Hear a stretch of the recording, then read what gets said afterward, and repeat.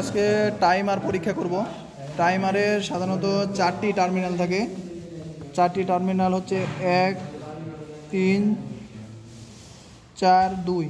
আর টাইমারের কাজ হচ্ছে নির্দিষ্ট সময় পর পর কম্প্রেসারকে অফ করবে, হিটারকে চালু করবে, হিটারকে অফ করবে, কম্প্রেসারকে চালু করবে।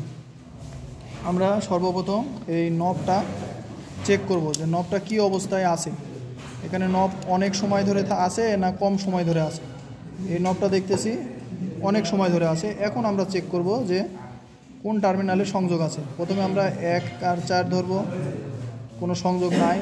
1-এর সাথে 3 ধরব, কোনো সংযোগ নাই।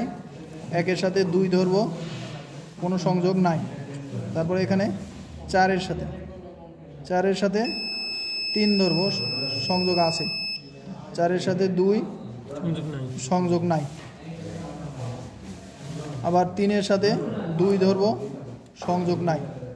এরপর আমরা এই নবটা আবার ঘুরব। সতর্কতার সাথে ঘুরাইতে হবে যেন কি দুইটা একসাথে না যায়, মানে আবার কম্প্রেসার চালু যাতে না হয়।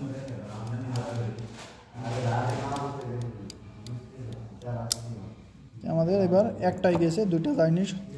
এখন আমরা চেক করব হচ্ছে 1 আর 4।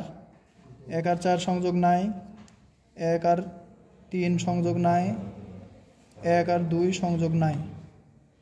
এবং 4 আর হচ্ছে 3 চেক করব, সংযোগ নাই। 4 আর 2 সংযোগ নাই, হচ্ছে 3 আর 2 চেক করব। এক্ষেত্রে 3 আর 2 সংযোগ আছে।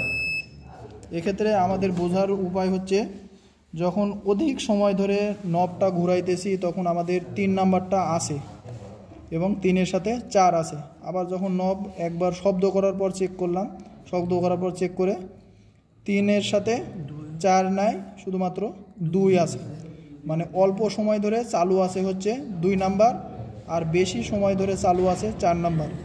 যেহেতু কম্প্রেসার চালু থাকবে 6 ঘন্টা 40 মিনিট আর হচ্ছে হিটার চালু থাকবে মাত্র 12 মিনিট, সেক্ষেত্রে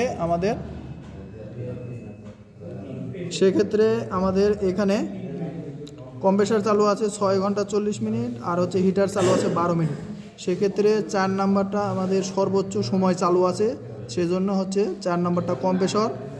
আর 2 নম্বরটা তার চেয়ে কম সময়, অনেক কম সময় চালু আছে, এই জন্য হিটার। আর দুইটাই উভয় ক্ষেত্রে চালু আছে 3 নাম্বার, এই জন্য আমাদের 3 নাম্বার হচ্ছে ফেজ লাইন। তাহলে আমাদের 1 নাম্বারটা নিউট্রাল লাইন, 3 নাম্বারটা ফেজ লাইন, 4 নাম্বারটা কম্প্রেসার আর হচ্ছে 2 নাম্বারটা হিটার।